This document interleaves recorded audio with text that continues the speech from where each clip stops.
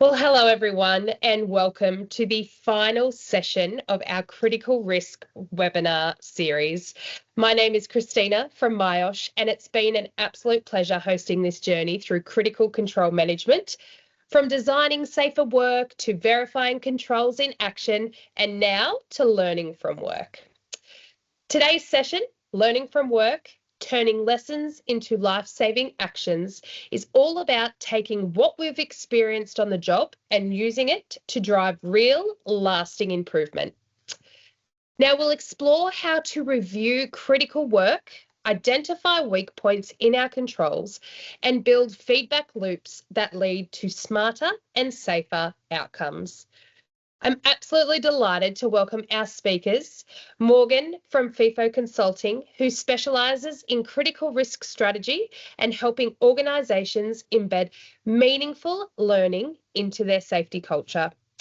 Joining Morgan is Warren Smith from Incident Analytics, who brings deep expertise in using data and technology to uncover insights, improve operational resilience. Now, they'll be sharing practical methods, real examples, and ideas you can take back to your teams right away. Don't forget, we want you guys involved, so please keep the chat box active with your questions, reflections, or even light bulb moments as you go along. We would really love to answer as many questions as we've got. If there isn't enough time throughout the session, we'll be able to circle back to them later on as well. So let's get started, and please join me in welcoming Morgan and Warren. Thank you very much, Christina. Thank you everyone for joining today. It's really exciting to be a part of this. I think these are some great opportunities to share learnings from our experience, but also, as Christina's just said, use the chat function, because sometimes you've had a moment that you can share, and someone else online will actually learn from that as well. So I'm big in making sure that just because Warren and I are probably going to do most of the talking doesn't mean we're the only ones that you're going to learn from today. So please, use that chat function as much as you can. All right, let's kick off.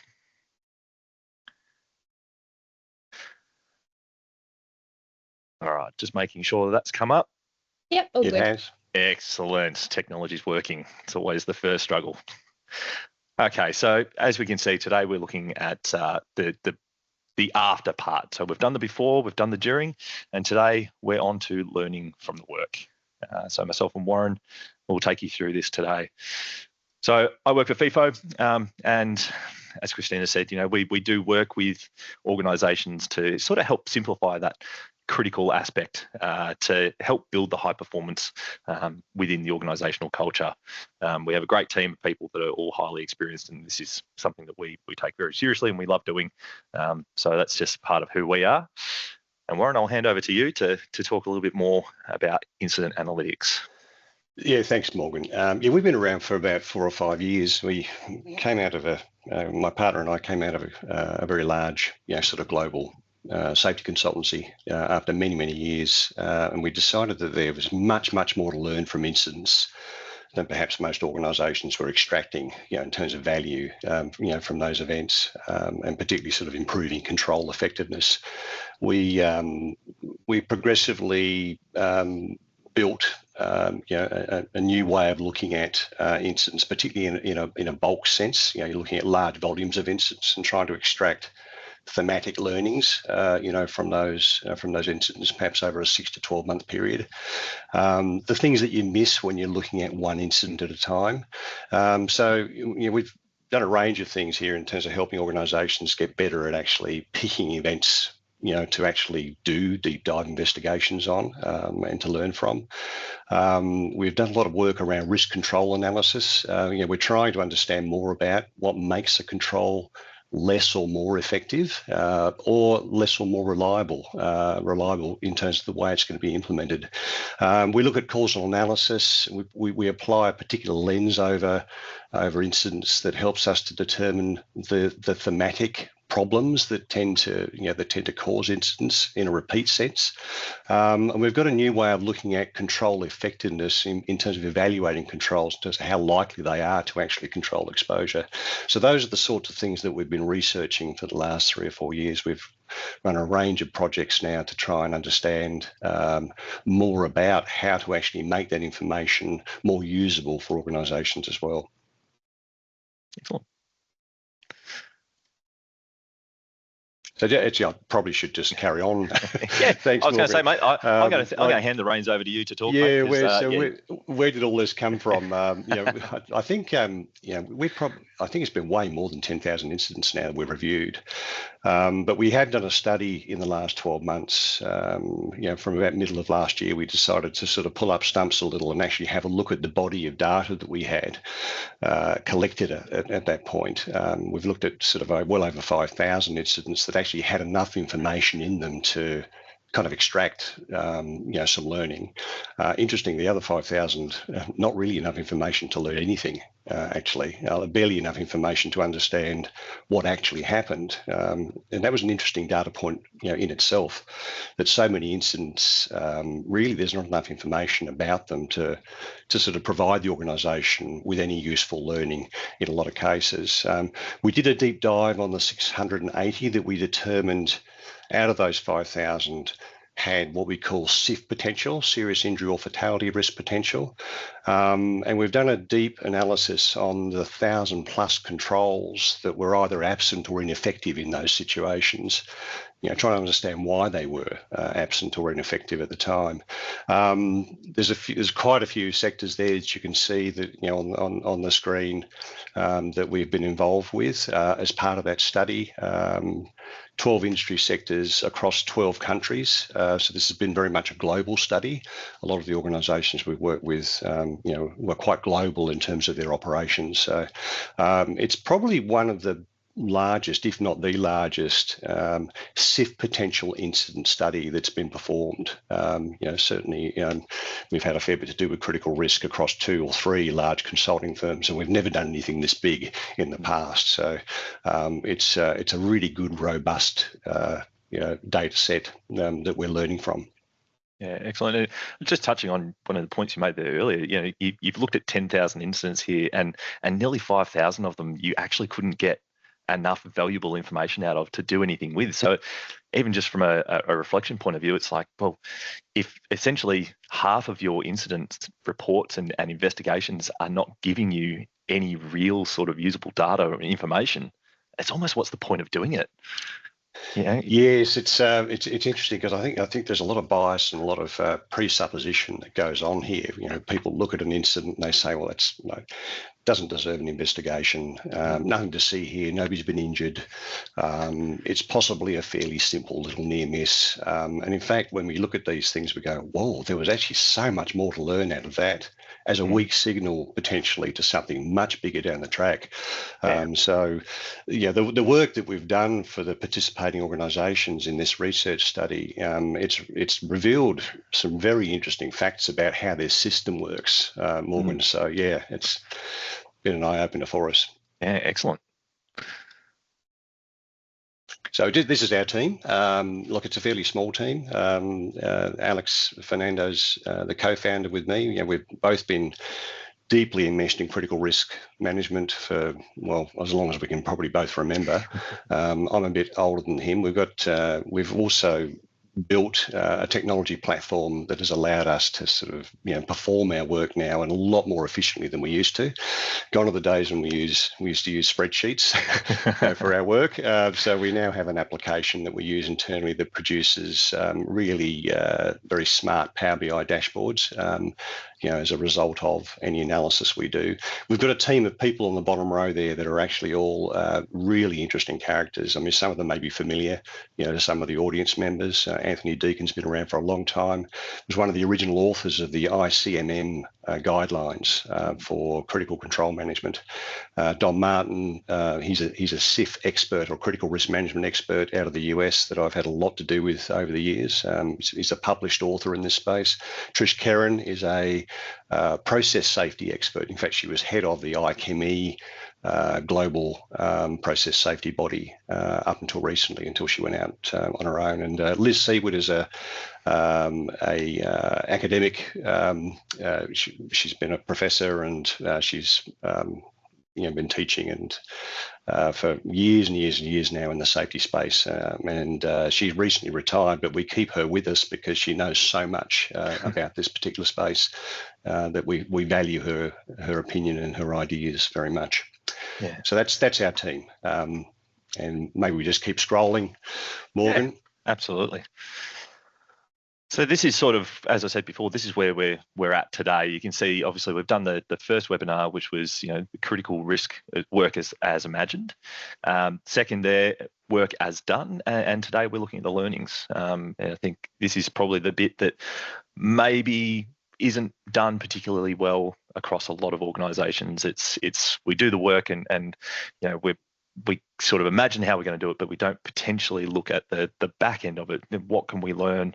Even just what you said just before about the small little near misses, as it's a nothing to see here, but there's just so much you can learn from those potentials because something happened, but probably out of luck, it was nothing serious. So I think this is the probably, I maintain this is probably the best one to be a part of, but I might just be biased because we're here, Warren. All right, straight into our first poll. So I am just launching this now for everybody to answer. How consistently accurate is your severity potential rating process? Is it mostly inaccurate, inaccurate sometimes, neutral, mostly accurate, or often accurate? So if everybody could take the time to submit their vote on the poll, that would be wonderful. Do you have anything to speak on this question, Morgan, while we wait for a few answers? I think it's just be honest with where you think you're actually at in this. We're not going to rate you personally. We're not going to. We won't whack anyone with a stick if they think that they're mostly inaccurate. But it's just a really, really good opportunity to have a look at it and see where you think you're actually at. And then, I mean, I might be giving a little bit away here, but we might come back to this a bit later on and see where you're at once you've taken in the learnings from the day. So, Amazing. It'll be interesting to see if things change. All right. So if we go off it now, we've got 40% saying mostly accurate as the front runner, followed by neutral, inaccurate sometimes, and mostly inaccurate. Interestingly enough, nobody has selected often accurate. Do you think this is sort of normal for this question at this point in time? I think that's good. That's good self-awareness. Self-awareness in terms of how an organisation actually functions.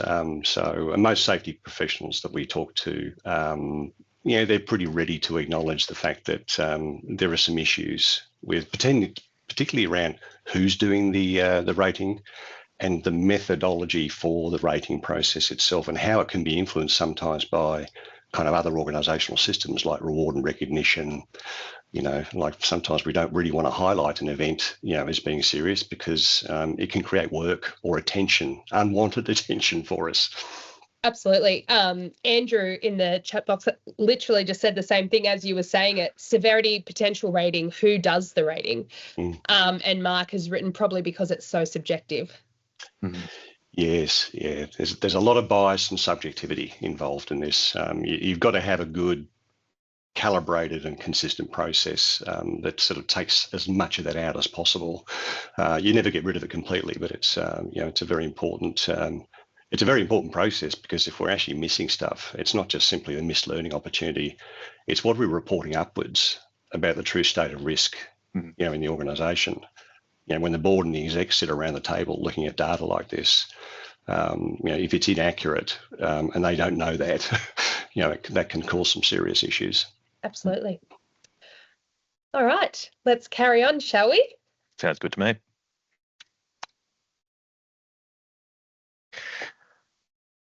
All right, Warren, I'm going to hand over to you, mate. To that particular point, I'm just going to, I think the poll's sitting on my screen, so I'm just going to get rid of that. So yes, look, the first research finding, that really kind of blew us away a little bit, and there is a white paper on this. I think Christina's possibly will put our web page that has our white papers on it in the chat at some point. I'll pop that in there now. But we were blown away a little bit by how relatively inaccurate most organisations are in the space. Is that they're not actually tending to see the true nature of risk. And what happens, of course, is that we'll misallocate a severity rating to a whole range of incidents, until somebody actually gets hurt, and then all of a sudden there'll be a lot more attention on that event. And we would say that there's far more important, obviously, to be accurately analysing the potential for that event, to happen down the track, rather than necessarily waiting for an actual event to occur where somebody's actually injured. And you need a tool and a process, to be able to do that, rather than, we know a lot of organisations use risk matrices for that. And my idea and Morgan's idea about consequence and likelihood can be completely different depending on our background, depending on our history, our experience, our predisposition for what risk actually even looks like. It's highly subjective and also highly variable. So if we move along, Morgan, to the next slide. This is just a very, very simple demonstration of what happens in a lot of organisations. We'll see a very nasty injury like this, which is a broken ankle, and you could have if you're focused on outcome, you will take a very particular approach to this, this event, obviously, and it's going to involve lost time injury. It's going to require, medical treatment over time. But this person's going to come back to work, and in the first incident scenario, we've got this guy, climbing out of a truck cab. He's missed the bottom rung of the ladder and he's fallen not very far, about a foot and a half, but he's landed on a rock and he's actually twisted his ankle. In fact, it's actually broken, so it's quite a nasty injury. But he's probably actually going to be able to perform, his normal duties again within a reasonable amount of time. Will we say this was actually a serious event? This is about the worst thing that could have happened, to this person in this situation. It's hard to imagine it could have been any worse than this. We do an investigation on it for sure, but in this situation, we're probably not going to treat it like it's actually a serious potential event or a high risk or a hypo event. In the second situation, there you've got exactly the same outcome, but in this case, we've got a forklift truck that's backed up, didn't look behind them. It's backed up over somebody's foot, who also didn't hear the reverse alarm that should be going off on a forklift. And in this case, we probably ask ourselves the question: is this the worst thing that could happen? And I'd say probably not. This could have easily been something far more serious. Anytime you put a pedestrian in between a forklift and another large object, or or a wall or bollard, whatever it is, obviously we've got a very, very serious potential situation. So the folly of responding to events only because of the actual outcome, is easily demonstrated by these two scenarios. So what we really want organisations to do is to get better and better and more accurate at understanding the potential of events, because there's a lot more benign events than this that could have been infinitely more serious, depending upon, this is an actual outcome. Obviously, in many cases, we've only got potential outcomes where nobody got injured at all. But really, our heart's in our mouth when we're actually thinking about what the potential consequences could have been. And often, as I say, we see them mostly fly under the radar. They're mostly near misses, in fact. Yeah, I think near misses are probably one of the most underrated pointers for safety. Yeah. A lot of people tend to just go, nothing really happened, so we'll leave it alone. Yeah. We started out, Morgan, in our work, only asking for incidents, like incidents in inverted commas, which meant we didn't get the near misses. And we found that, about 1 in 5 incidents, had, quite serious potential for a high risk outcome or a high potential outcome. When we had the near misses added, it was something like 1 in 2 or 1 in 3 of those that were reported actually were really quite serious. So people that report near misses, they tend to do it because is something that really concerned them about it. And the intensity of potential in those near misses is often quite a bit higher in frequency than actual incidents. So this is just a quick method. This is a very, very high level summarized or simplified decision tree process. It's certainly simplified, from the one we actually use. But I just wanted to.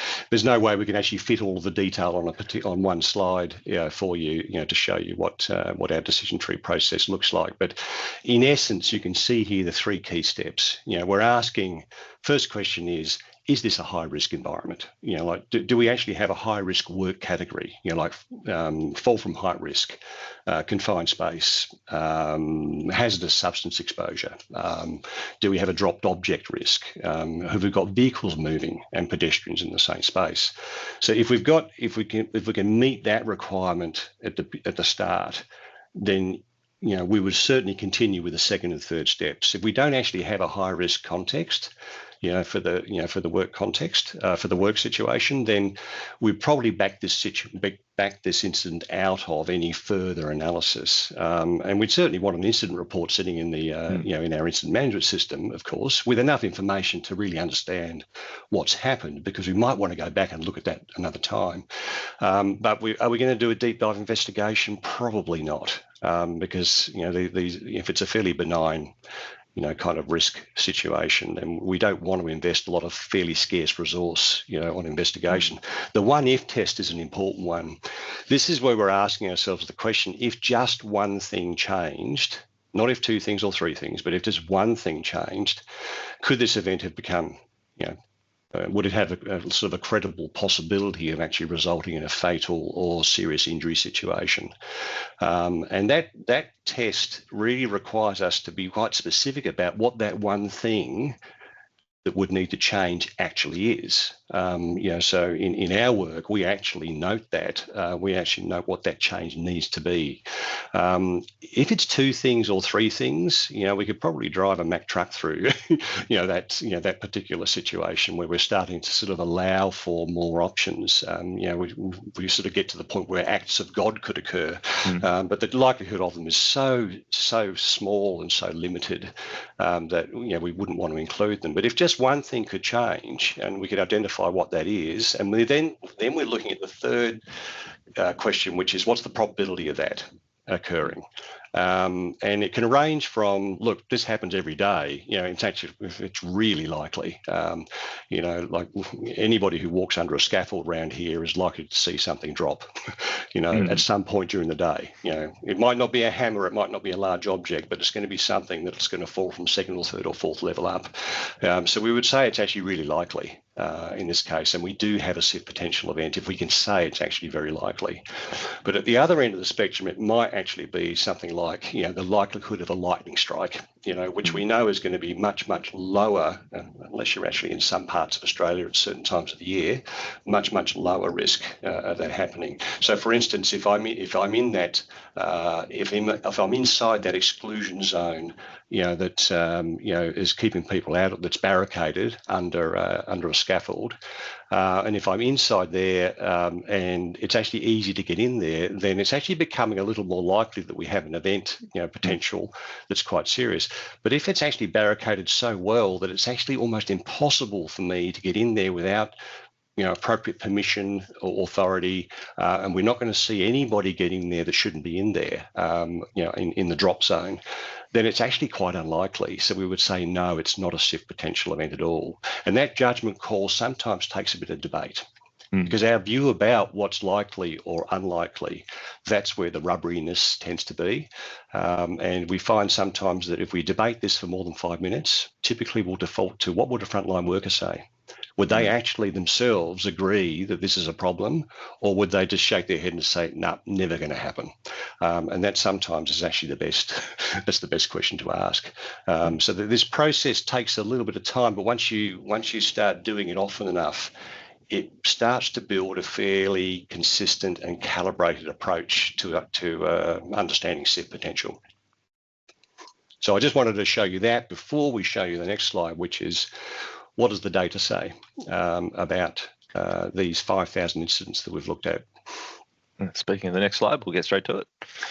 And this is where some people are going to shake their head and go, I can't believe that. But when we had a look at these 5,091 incidents from memory, and we came up with 680 that were SIF potential, it was really interesting to us that almost 1 in 6 were identified by the organisation, in each case as being one of their hypo events, and we would say it fell into the major or catastrophic category, for within their sort of potential severity assessment process. That left 5 out of 6 that went completely under the radar. They missed entirely. So when people say, look, we're reasonably confident about our severity potential rating process, I say most organisations, even mature ones, tend to fall into this bucket of actually overestimating the accuracy of their severity potential rating process. What's really interesting, though, is on the other side of the fence, when we're looking at incidents they did rate as major or catastrophic, in other words, having a fairly high potential for severe outcome, about half of them we would have said, no, they're not really actually SIF potential at all. And you may have overinvested a lot of effort and energy and a fair bit of angst as well, no doubt, at fairly senior levels in the organisation, unnecessarily.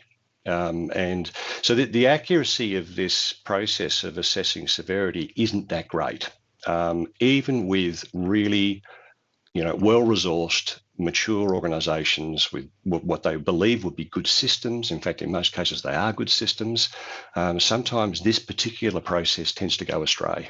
I would say probably most of the time it tends to go astray, and for different reasons. Some of the reasons we already outlined earlier on. Yeah, really quite interesting there that so many go under the radar as not being assessed correctly, and yet so many that are assessed are also assessed incorrectly, but in the opposite direction. Yeah, so overinvestment in a lot of incidents, and of course missed learning on an even larger number of incidents. So there's definitely an opportunity here to do this better, and it's actually not that hard to do it better. And if you do it better, you'll certainly be far more, how can I put it, the attention and energy you direct at investigations will be far more accurate and more useful. So the second finding, and we're going to scroll through these findings fairly quickly. As I say, there's a lot more depth and a lot more detail about a whole range of risks and what we've learned. If you click that link that Christina's put up in the chat, I'm just giving you very, very quick snapshots of some of the basic data. But what we found is that incident investigations, obviously, we're alluding to the fact that severity potential is not assessed that well.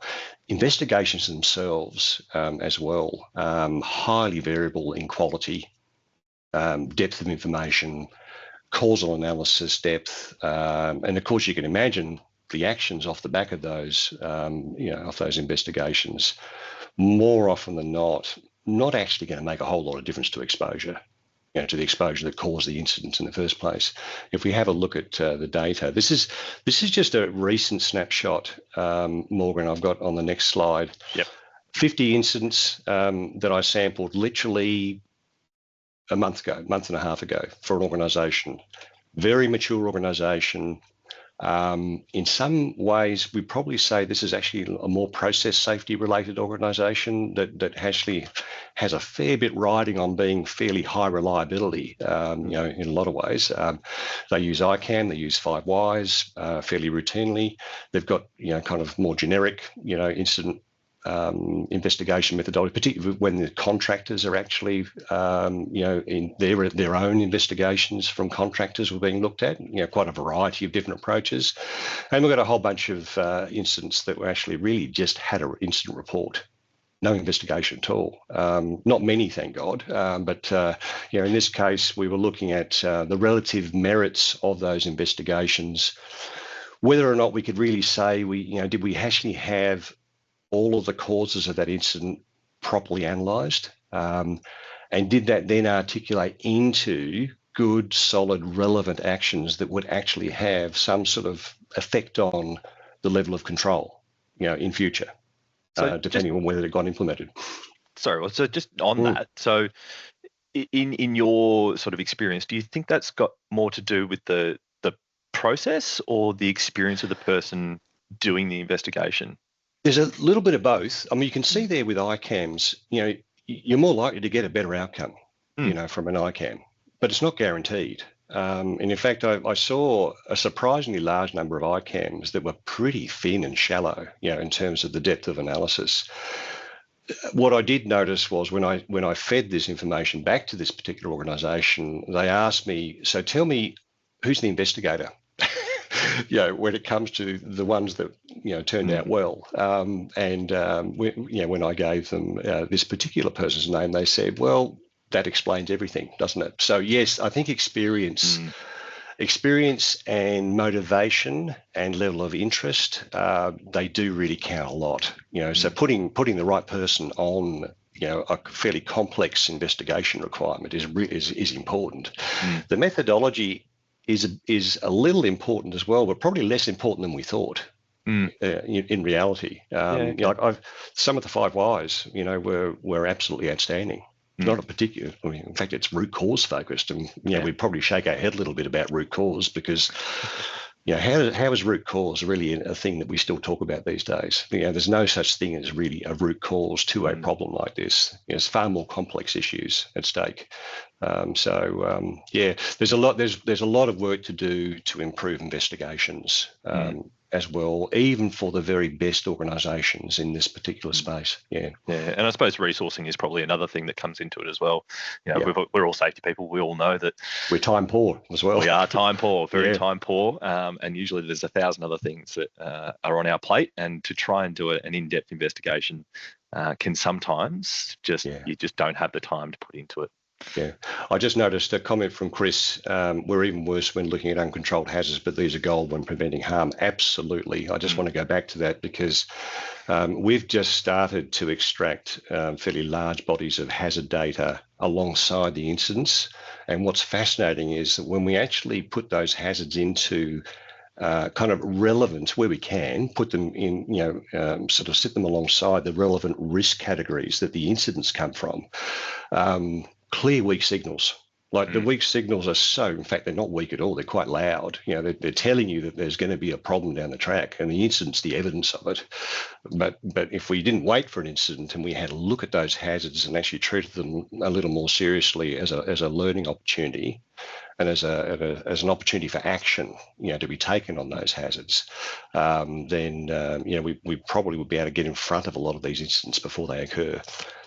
So thanks for that, Chris. Moving on to the next one, I'm just mindful of time. Just a very quick snapshot, because we're saying here we're analysing incidents that have already been investigated. We use this particular framework, which has been developed in conjunction with Federation University about 2 or 3 years ago now. They did a study, for us in extracting, I suppose the common themes of all of the best investigation models, or the causality models that have been around. For the last 20 or 30 years, in fact, Taproot, ICAM, and HVACs, STAMP, CAST, FRAM, you name it. There's a whole raft of incident investigation methodologies. One thing that's unique about this particular framework is that we look through the lens of controls. So we're asking the question is, what's the control that was absent or ineffective here? And was it actually set up for success for the worker anyway? Because not all controls are equal, but also not all controls are easy to implement in every given circumstance we expect them to be implemented. There's a really interesting data in this space, which is explained in one of the white papers, which I can't go into the detail here now. But this framework also takes a very particular focus or particular approach to addressing actions to both address control erosion factors, but also control adequacy factors. Like, is the control actually adequate in the first place? For that particular risk. If that control is very heavily dependent upon human error-free behaviour, which of course is a not possible, then we know we've got a situation that probably we need to look at the control itself, not just what's affecting whether it gets implemented or not. So if we move along, so I just wanted to give you a quick snapshot of the framework for scale. Now, this one's really important. Controls that we do a bow tie, we do a risk assessment, we perform a bow tie analysis, we come up with a control framework that we feel is going to be, if implemented properly in the field, to the performance standards that we set for it, it should control the risk, but as long as the worker does this task in this particular way using this particular control method. Now, that's all done with the best of intentions, of course, all that preparatory work. And we write procedures, we clarify exactly how, and what kind of equipment should be used and how that work should be performed. And yet the work context is variable enough, in a lot of cases where sometimes it's tricky to implement that control exactly as required. If, for instance, we said, we don't use ladders around here anymore. We only use, elevated work platforms because that's a much safer option. And of course, it is a safer option. But if in fact the work environment is ground that's like that, at an deeply angled, or it's rough ground, obviously the workers themselves, they're still going to try and get the job done, and they won't be able to use their EWP very easily, if at all, and they're probably going to default to a ladder. And they'll make that decision sometimes on the spot. And sometimes that doesn't involve a particularly adequate risk assessment, but they're just driven positively to just get the work done. And this is why sometimes controls can be difficult to implement, sometimes almost completely unworkable. It's really important to, when you're doing your incident investigations, to ask yourself that question: could this worker reasonably have been expected to do this the right way? And if there's any question about that, well, we need to understand that, because there's usually going to be an organisational or operational factor, that's coming into play here, and not just simply human error or a decision to just do it their own way. Yeah, generally people don't do the wrong thing deliberately. They generally they're motivated, as you said, positively. They want to get the job done and do the right thing, so they'll find a way to get it done. They will. But you're absolutely right. I think quite often we can place the blame on the person for not doing the right thing without actually looking at the process that they were supposed to follow and understanding, is it actually achievable or not. Yeah. That old line about there's always going to be a system issue behind a kind of a human error situation. Absolutely true. There is always a system issue. If we just move on to the data around this, so I don't want to get, I don't want to sort of dwell on this too much, but just to give you a sense of how we think about this, these three kind of distinctions around controls. There's easy, which we probably reasonably expect the worker to implement this control, and if they don't, it'll come down to some kind of a slip or lapse or mistake, or sometimes a deliberate intention to do it. It takes me too long to do it that way. I might just do it the way I've always done it, which is actually the quick way. And it means, somebody's probably more intentionally decided to work around, the requirement. But, we would say in those situations that there's nothing too difficult about implementing, the control. In fact, there's a reasonable expectation that it would be, in those circumstances. Sometimes it's difficult for a whole variety of reasons, situational, contextual. It could be, in fact, we gave a person a very complex isolation job to do, and in fact they're not properly trained to do it, not really set up for success at all. All the procedures almost too vague or difficult to even understand in the first place, so they kind of then have to make it up as they go. Or the physical context of the work doesn't really allow for that to happen. It could be done, but it would be difficult to do so. Sometimes completely and totally unworkable. So those three examples on the left-hand side here, they relate to confined space. If you have a quick look through those, you probably have been reading those, you can see the distinctions between each of them, ranging from, somebody who's just forgotten to do something, all the way down to, hey, the equipment really is not available and we don't have a backup, or properly calibrated, kind of monitoring device, so we're kind of just going to have to do a sniff test, which we know how accurate that's going to be for somebody who's doing a confined space monitoring task. A really important control, and we have not set the worker up for success at all. When we have a look at this data on the next slide, Morgan, surprises people a bit that as much work, now these are incidents, don't forget, this is not all work, because 99.9% of all work goes fine. Even when it doesn't necessarily get implemented exactly by the book, it still goes fine, and we still get a good outcome. But when we don't get a good outcome, we're looking through the lens of incidents here, particularly the 680 SIF potential incidents. In those situations, the controls that would reasonably have been expected to be implemented, more than a third of them would have been difficult or unworkable. And you can see some of the risks. They're a little bit different. Fascinating that hazardous substance exposure, such a large proportion of those control implementations would have been difficult for the worker to do, if they had attempted them. Same thing with contact with electricity. Not many incidents with contact with electricity, but when they did happen, they involved a range of factors, and it wasn't just PPE, but it was tools and equipment related or physical environment related that made it difficult to actually have solid control over that situation. Interesting, motor vehicle related incidents, much higher enablement, for the worker, but guess why? Because they're mostly behavioural controls.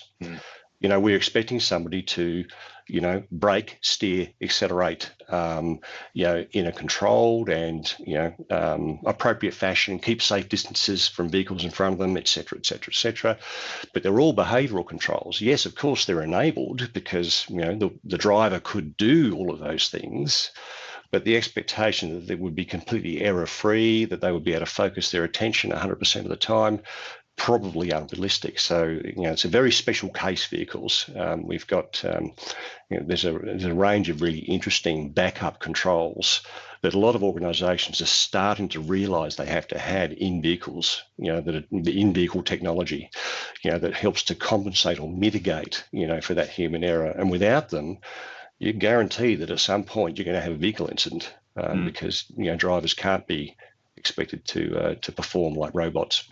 Yeah, the analogy that I use a lot with the motor vehicle incidents and with that related is, if everyone did the right thing when they were driving a car, no one would get a speeding ticket. The speed limit's posted everywhere. We all see it, but it's within our control to do the right thing. But it's just easy to creep that 5, 10, 15 kilometres over, and then you have the people that go in excessive speed over the speed limit. But it's you're right. It's well within our control to do it, and it's the human error.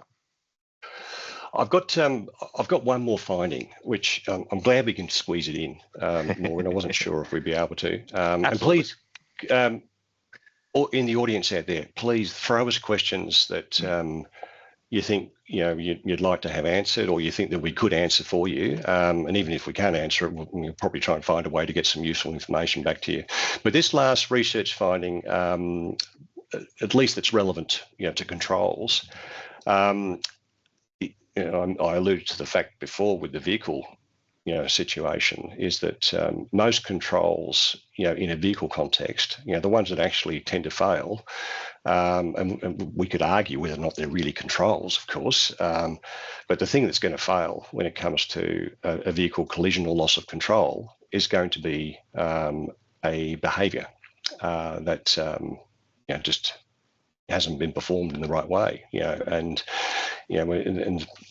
we know that defensive driving, if you have really good defensive driving skills, you're infinitely less likely to have a vehicle incident. The thing is, we don't train people in defensive driving skills, or we don't make it a requirement very often, for people to be driving company vehicles to have done a defensive driving course, and even that doesn't guarantee that that's actually how they're going to operate when they're actually in a public road context. So problem with controls is that they range from really effective because they are independent of human action, all the way down to very unreliable because they are almost totally dependent, on perfect human sort of consistent behaviour. If we have a look at this next slide, we found that when we had a look at, so we rate incidents against a particular control assessment framework, which has been developed over the last couple of years, based on how controls are designed and what the controls are meant to do. And typically they're meant to either prevent, mitigate, or respond to an incident in terms of sort of reducing the impact of it. The design of them is really interesting too, is that we find that physical controls, like permanent ones, like let's say a wall that actually separates forklift movement from pedestrians. Very, very effective, like super effective, in fact, as long as it just gets, sort of reasonable maintenance over time. You've got exposure triggered controls, which sort of fit into that physical control category as well. Something that's actually going to behave automatically based on an exposure triggering it. And you might think, what would we say there? What would be a good exposure trigger control? Something like, for instance, an airbag, is a good control, because it goes off. I don't have to press a button to make it happen. It reacts to a particular situation, based on force and momentum, and in fact deceleration. The speed of deceleration is the key, to producing an airbag. An airbag going off. It's automated. It doesn't require any human intervention at all. So it's going to work pretty consistently as long as it's not too old. It's been maintained. Well, in this case, they don't get maintained, but after a certain period of time, we probably have to be a little bit concerned about whether that airbag is going to work. If it's about 5 or 10 years old. But nevertheless, more reliable than pure behavioural controls. And you can see here, when we looked at these 1,000+ control failures, almost all of them were behavioural. Some were technical behavioural, which, and when we say technical, it means that I'm probably using a piece of technical equipment that requires, a certain level of training and technical knowledge. That's a little more reliable than just saying, hey, can you go and stand over there, please, outside the exclusion zone, or stand out of the line of fire, where I'm just being asked to do something. Particularly the positioning of my body in relation to a hazard is a classic example of that. And my idea of a suitable distance away is not going to be the same as Morgan's. Particularly, in fact, even if I haven't properly noticed or understood the hazard, it's going to get very rubbery as well. So in this situation, we thought, well, what do we do about this? Because if we've got these behavioural controls routinely failing over and over again, how do we actually start to construct a more solid framework around control architecture? And we see so many bow ties. Most of the people in this audience probably understand what a bow tie is, but so many bow ties that show, like your last line of defense being a 100%, behaviorally, kind of oriented control, and nothing that mitigates the risk of that behavior having any kind of error, forgetfulness, or misstep, misunderstanding, and you generally need to have some sort of exposure triggered or permanent control that acts as a backup, in that situation. And vehicles are a classic for that. This is why vehicle technology is so good these days, because if we actually implement vehicle technology like collision avoidance systems and so forth, they help to compensate, for that likelihood of human error. Have a look at the next one here. Just to give you, Morgan, I threw this in. Sometimes this data is like overwhelming a bit, but this HEART method, I think it's really worth the audience understanding this. And some of you may be familiar with this, of course, but when it comes down to human error and trying to understand the likelihood of human error, it's obviously different in different situations. You could have the same person, put into each one of these generic task type situations. They're going to have a different error rate depending upon their familiarity with the task, their familiarity with the equipment, their motivation, how often they've performed it in the past, how much attention is required, for them to perform this, over and over again. And you can see there that most of the time, most work that is performed sits in the middle of that, GTT 3 and 4 and 5 probably. And you can see the error rates, they're pretty high. From 1 in 6 to 1 in 50, even 2%, 2% error rate is a pretty high error rate for something that's done very frequently and very routinely. We're expecting to see, we don't see incidents necessarily from these errors. We can get away with an error over and over again until we don't. But it's the issue is how can we get a reduction in the error rates if we're actually stuck with a control that really is about as good as it's going to get, but it's actually heavily behaviourally dependent. We need to somehow work on minimising the chance of that error happening in the first place, and sometimes redesigning the task. Sometimes putting the right person on that task rather than just any old person. Sometimes it's simply a case of actually redesigning the procedure entirely in order that we actually simplify things for the worker to try and reduce that likelihood of error. But it's interesting, 16% of complex tasks that require a high level of skill are likely to involve human error. 1 in 6, that's actually very, very high. And a lot of people would say actually a lot of work is actually fairly complex these days. It's more than one step. Anything involving more than 4 to 5 steps, in a process involves a memory issue. We all know that, was it 7 plus or minus 2? We can remember, in terms of discrete steps, numbers, words, so our memory is actually not that great either, in terms of being able to handle quite complex activities. So I just wanted to put that out there because, if you really examine your control framework, ask yourself the question, how many of these controls really require error-free, behaviour, by the worker to get out of the situation, having the work performed with relatively manageable risk, and then ask yourself, well, how complex is this task? And start to understand what your error rate likelihood is going to be. It's a pretty interesting exercise to do. So I think that's really probably all we. Is there another bit of content around this particular issue, Morgan, or are we? So we got the scale control health assessment on the next one. Oh, okay, yeah. So I was alluding to this before. Yeah, but let's bring it up. This is our approach to understanding the relative merits of controls, and it's producing some really useful opportunities to be able to shine a light on controls that need A, redesign, B, more backup, another layer of control, in order to be able to fail safely, because allowing the worker to fail safely is probably the key here.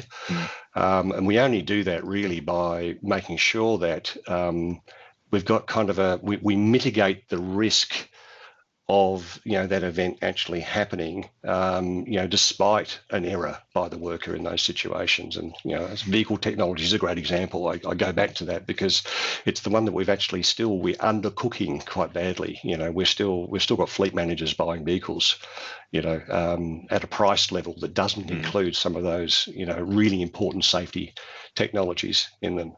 And these are high-profile organisations as well, which really shouldn't be doing that anymore because we have this technology available. We should be using it and insisting that it's in our vehicles. But you can see here that what we're trying to do here is to make some distinctions around the relative merits of controls rather than assuming that they're all equal, because they certainly aren't.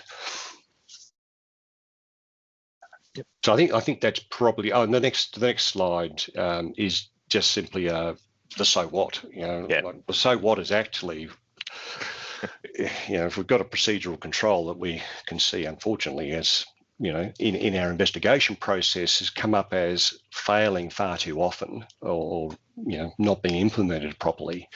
And often they relate to sort of weak performance standards, lack of specificity, Sometimes it's about, the environment, is difficult for people to actually be able to do what's expected of them. And you can see some of these are a little bit vague. Some of them actually require, somebody to remember to do something. Some of them take time, which means that, workers, when they're under pressure, are probably going to want to skip a step or two. Some of those physical controls on the right-hand side, when introduced, they take some of that error risk away from the situation. Now, sometimes not completely, but if you can put an exposure triggered or permanent control in each of these, in a situation like this, you're certainly going to reduce your likelihood of an incident ever occurring. That's where the work of safety is these days. It's about control improvement, control effectiveness.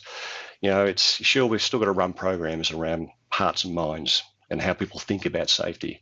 But it's actually far better, in fact, to as well do something about the effectiveness controls, that are expecting to be implemented in the field. Definitely. All right, I think we have enough time to jump into our poll to see if we've had any changes in people's thought process around their rating process. I expect to see some people saying, no, we still do it really accurately. I don't care what he said.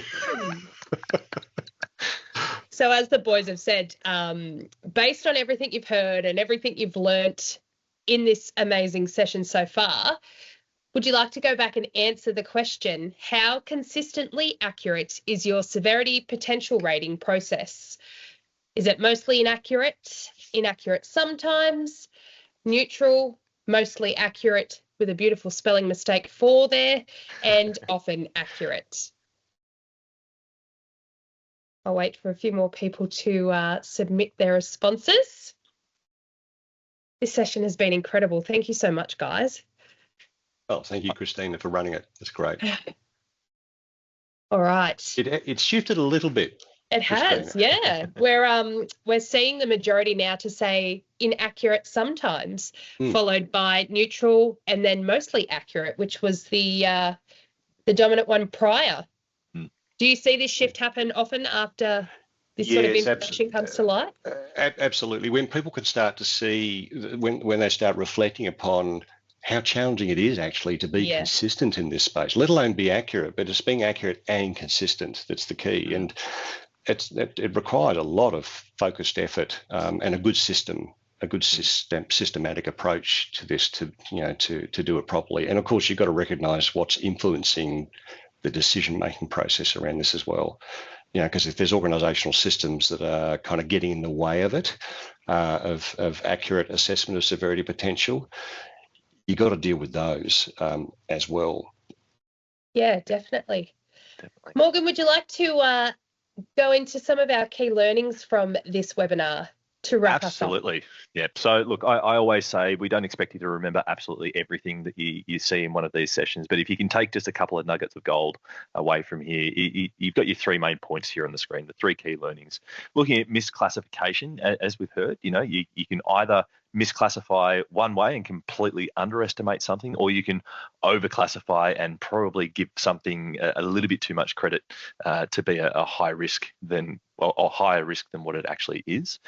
That investigation quality, I think that for me is one of the real key points, making sure that you've got some quality there. We heard the numbers at the start, 10,000 incidents looked at and only 5,000 really gave any sort of quality to actually be able to use. So I think that's really important to really focus on that investigation quality, and then obviously the control effectiveness, making sure that you've got some controls there. As Warren's been talking about, remove that behavioural as much as you can and rely on something a bit more solid. If we think our hard controls versus soft controls in the safety space, I think they're your 3 points. If you can remember those and take something away from those, that's probably the best part. Amazing. Morgan, Warren, thank you so much for hosting and joining us today. As I mentioned earlier, this is our third part in the 3-part series of critical risk management, and it is just absolutely crucial to learn these things and take them on board. I have recorded today's session as well, so everybody that has registered, even if you weren't able to attend, will get a copy of this session. Marina in the chat has said she's gotten heaps out of this, lots of food for thought and action. So thank you so much. Excellent. I'm sure she is not the only one that feels that way.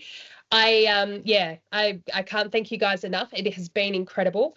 I will add a link to these slides in the email that I send everybody, along with the recording and along with the recordings for the last two sessions as well. Sorry.